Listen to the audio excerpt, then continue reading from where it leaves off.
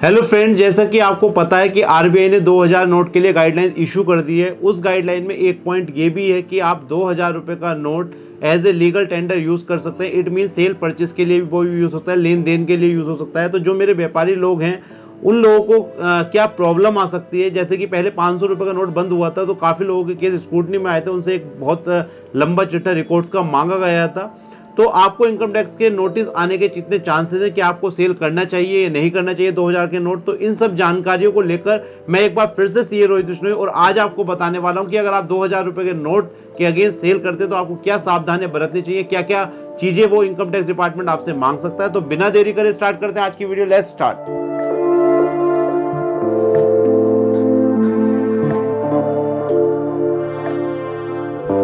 सबसे पहले जो 2000 रुपये का नोट है, आरबीआई ने बताया कि it will work as a legal tender. Legal tender means कि आप इसे लेन देन के लिए यूज़ कर सकते हैं। तो ये वाली बात हमारी क्लियर होगी कि हम 30 सितंबर तक इसे as a legal tender sale purchase के लिए यूज़ कर सकते हैं। बट मेन दिक्कत क्या आने वाली है बिजनेसमैन को, क्योंकि बिजनेसमैन के पास 2000 रुपये हम लेके जाते हैं, अपना सामान ले लेते हैं, तो काफ़ी लोग जो ब्लैक मनी होंगे हो सकता है अपना काफ़ी सारा नोट मार्केट में दे दें और उसके बदले कुछ चीज़ वो ले लें। तो बिजनेसमैन को फ्यूचर में आने वाले 8 सालों में कभी भी इस चीज़ का नोटिस आ सकता है। वो कैसे पकड़ सकते हैं कि आपने कुछ गड़बड़ करी है या नहीं, तो उसकी सारी पिक्चर मैं आपको बताने वाला हूँ। तो लास्ट तक ज़रूर बने रहिए, इस वीडियो को बिना स्किप करे ज़रूर देखिए। अगर आप कैश सेल करते हैं 2000 रुपये की, may lead to notice of income tax department. कैसे आएगा नोटिस?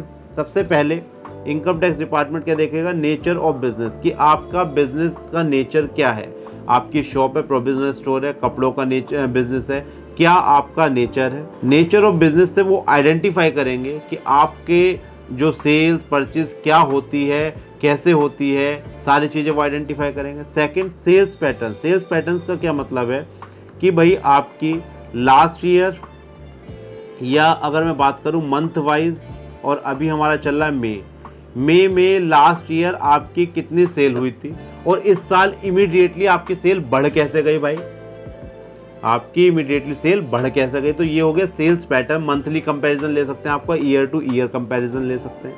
अब है आपका परचेज पैटर्न। तीसरा परचेज पैटर्न, आप परचेज कितनी करते हैं मंथ वाइज, ईयर वाइज, एक कंपैरिजन दीजिए। अगर आपकी सेल बढ़ रही है तो आपकी परचेज भी बढ़नी चाहिए। परचेज बढ़ रही है तो इमीडिएट इतनी क्यों बढ़ रही है, ठीक है। ये सारी चीज़ें मैं आपको बता रहा हूँ। क्वेश्चन आया क्योंकि मैंने काफ़ी स्क्रूटनी केसेस हैंडल करे थे, जब 500 का डिमोनेटाइजेशन आया तो सारी चीज़ें आपसे पूछी गई थी। तो मैं एक आपके सामने एक पिक्चर पेश कर रहा हूँ और लास्ट में मैं आपको बताऊंगा कि आपको सेल करना है नहीं करना है। बस कोशिश ये करनी है कि सेल 2000 के अगेंस्ट ना हो तो बेटर है। बट काफ़ी लोग कहेंगे सर हमारे बिजनेस में इफेक्ट पड़ेगा, तो आप कर सकते हैं, उसके लिए भी मैं आपको बताऊँगा। तो आपसे नेचर ऑफ बिजनेस पूछ लिया, सेल्स के पैटर्न पूछ लिए, परचेस के पैटर्न पूछ लिए, कैश डिपॉजिट पैटर्न। भाई आपकी महीने में कितनी सेल होती है कैश में और कितना आप कैश जमा कराते हैं, क्योंकि जब आप 2000 रुपये के नोट बैंक में ले जाकर जमा करेंगे तो बैंक वाले आपका रिकॉर्ड मेंटेन करेंगे कि आपने 23 मई से लेकर 30 सितंबर तक 30 सितंबर तक कितने 2000 रुपये के note as a business receipt अपने आपने जमा करे हैं। Cash in hand month wise record मांग सकते हैं आपसे कि आपका कैश इन हैंड कितना रहता है। कंपैरिजन चार्ट मांग सकते हैं, सेल और परचेस का जो कंपैरिजन बना के दीजिए कि आपका ईयर वाइज कितनी सेल लास्ट ईयर हुई थी, इस बार इमीडिएटली इस मंथ में क्यों बढ़ गई है सेल। आगे चलते हैं। 7 पॉइंट में क्या बताया कि cash in hand as per last year balance sheet. आपका जो कैश इन हैंड है, लास्ट ईयर बैलेंस शीट में कैश इन हैंड कितना आ रहा था और इस बार कैश इन हैंड कितना आ रहा है। Why there is sudden increase in sale and purchase. वो आपसे पूछ सकते हैं कि भैया आपकी सेल एकदम से क्यों बढ़ी, परचेज आपकी क्यों बढ़ी। स्टॉक रिपोर्ट मांग सकते हैं कि आपका स्टॉक कितना था उस टाइम, उसके बाद कितना बढ़ा है। और लास्ट बैलेंस शीट, आईटीआर और ऑडिट रिपोर्ट, अगर आपके ऊपर ये चीज़ें एप्लीकेबल हैं तो ये सारी चीज़ें आपसे मांगी जा सकती हैं। तो अब क्वेश्चन ये आता है कि भाई जब इतनी सारी चीज़ें फ्यूचर में हमसे मांगी जाएंगी तो क्या हमें 2000 के नोट के अगेंस्ट सेल करनी चाहिए या नहीं करनी चाहिए। तो काफ़ी लोग कहेंगे सर हमारा नुकसान हो जाएगा क्योंकि काफ़ी दिनों से हमारा माल नहीं बिका था, काफ़ी लोग अपने 2000 के नोट यूज़ करने आ रहे हैं, तो हम सेल करें। तो आप सेल बिल्कुल कर सकते हैं। एक तो मैंने ये सारी चीज़ें आपको बताई, इन चीज़ों का ध्यान रखना है। और अगेन एक चीज़ मैं आपको और बता देता हूँ, प्रिकॉशंस किन किन चीज़ों का और ध्यान रखें आप, जिससे आपके पास अगर नोटिस भी आता है तो आप रिप्लाई दे सकें। देखिए सबसे ज़्यादा इंपॉर्टेंट चीज़ बता रहे हैं, क्योंकि आपको ये नहीं पता जो कस्टमर आपके पास आ रहा है वो ब्लैक मनी वाला है या कैसा है, और ना ही आपके पास इतना टाइम है ये सब चीज़ें मेंटेन करने का।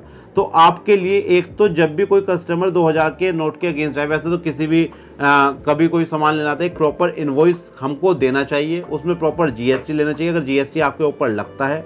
Second, KYC of the customer, उसके केवाईसी लीजिए, पैन नंबर लीजिए, आधार कार्ड लीजिए और कॉपी ले लें तो बहुत ही अच्छी बात है। क्योंकि आजकल क्या हो रहा है, मार्केट में कोई भी 2000 रुपये नोट ले नहीं रहा है, क्योंकि उसे लग रहा है कि मैं लूंगा तो मुझे जमा कराने पड़ेंगे।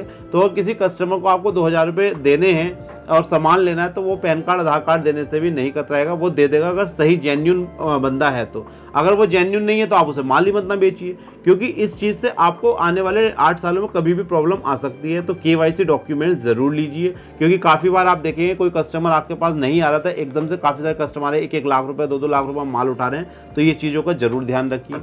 प्रॉपर रिकॉर्ड्स मेंटेन करिए अभी से, अगर आपने अभी तक नहीं कर रहे थे तो जैसे अभी अप्रैल मई गया, 2 महीने गए, इसका भी टैली में या अकाउंट्स में रिकॉर्ड्स मेंटेन कर लीजिए। और अब से प्रॉपर अकाउंटिंग रिकॉर्ड मेंटेन करने की कोशिश करिए। जो कैश सेल आप चढ़ाएं वो कस्टमर वाइज चढ़ाएं, नेम वाइज चढ़ाएं, पैन नंबर उसमें मेंशन करें नरेशन में, जिससे फ्यूचर में आपको ईजी हो सके सारी चीज़ें। तो मैं कंक्लूजन में ये चीज़ कहूँगा कि आप कैश में 2000 के अगेंस्ट माल बेच सकते हैं, बट आपको एक सावधानी बरतने की बहुत ज़्यादा ज़रूरत है।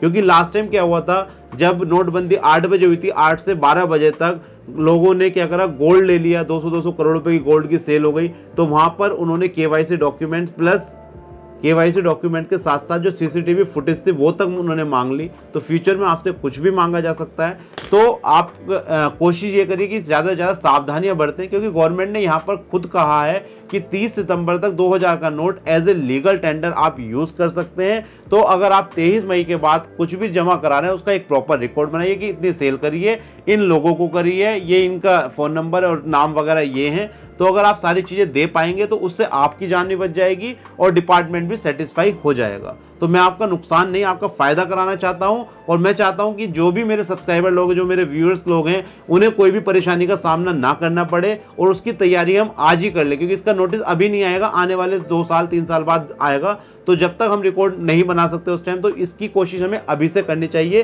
तो कंक्लूजन ये रहा दोस्तों, पहले कोशिश ये करें कि ना बेचें, बट अगर आप कहते हैं कि हमारे बिजनेस पे इंपैक्ट पड़ रहा है तो आप बेच सकते हैं, बिल्कुल 2000 का नोट ले सकते हैं, but proper records, proper KYC document जरूर लें। और जो जो चीज़ें मैंने आपको बताई है उसका प्रॉपर रिकॉर्ड्स मेंटेन करेंगे तो आई थिंक आपका फ्यूचर में कोई भी नोटिस आएगा तो आप उसका रिप्लाई कर सकेंगे और प्रॉब्लम से बच सकेंगे। तो आई थिंक ये वीडियो आपको अच्छी लगी होगी और आप चाहते हैं इस तरह की मैं और भी ज़्यादा वीडियो बनाऊं और सबसे पहले आपको अपडेट मिले तो मेरे चैनल को सब्सक्राइब करिए, वीडियो को लाइक करिए, ज़्यादा से ज़्यादा शेयर करिए इस वीडियो को। हम मिलेंगे नेक्स्ट वीडियो में दोस्तों। बाय बाय, नमस्कार, धन्यवाद।